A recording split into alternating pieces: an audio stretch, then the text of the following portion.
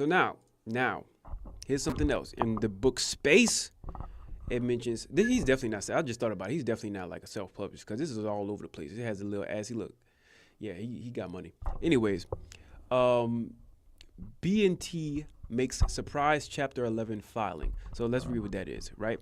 Baker and Taylor, that's who B&T is, right? Hold on. Let me look at something, make sure I have what I need. So now, real quick, just to let y'all know, Baker and Taylor, because people probably don't know who that is. I know for a fact I didn't until I looked them up. Then I knew, and I was like, oh.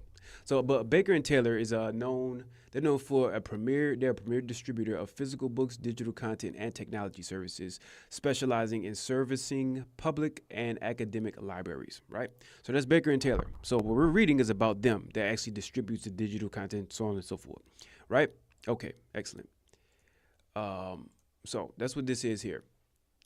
So now when we go here, it mentions Baker and Taylor has filed a surprise Chapter 11 bankruptcy notice with the U.S. Bankruptcy Court for New Jersey. The filing caught many in the industry by surprise as B&T closed its doors when it ran out of funds following the failed sale of the company to Reader Link. So they failed to actually get it sold, like as it says here, and then bankruptcy. Which I think also goes back into the part of self-publishing kind of affects this also. Just saying. That's why the authors, y'all shouldn't be concerned as much, nowhere near as much. Y'all actually have tools to help y'all do it by yourself. The companies are the ones that really should be somewhat scared.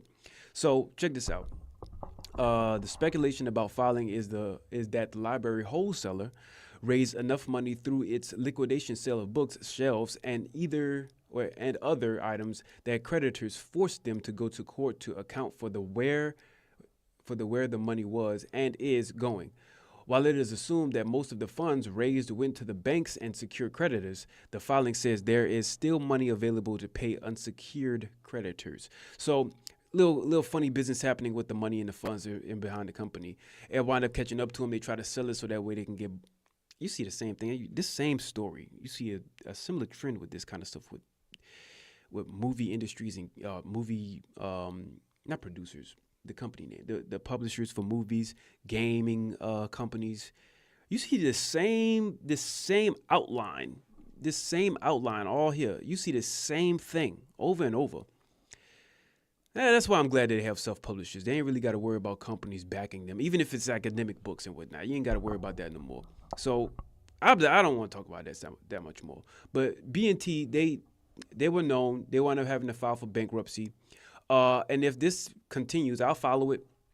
But if this continues, then they might wind up going out of business completely. Because I didn't see that they were. They just filed for bankruptcy. And companies do it often, especially if their books ain't right. They need to rebalance completely from damn near scratch. They might need to fix something with their credit, which their credit might get hit decently with that.